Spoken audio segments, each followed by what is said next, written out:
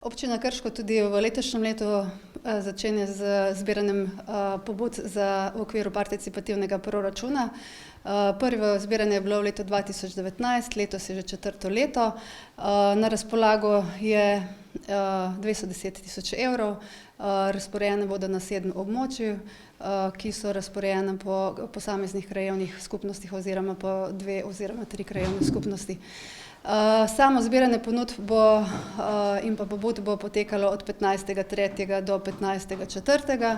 Potem bomo te pobude v občinski upravi pregledali, ugotovili, ali zasledujejo cilje in kriterije in pa merila, ki smo si jih zapisali. Nato bo jih naknadno pogledala še komisija in tisti projekti, ki bodo odobreni s strani komisije, bodo potem šli na glasovanje. Glasovanje bo potekalo od 6. 6.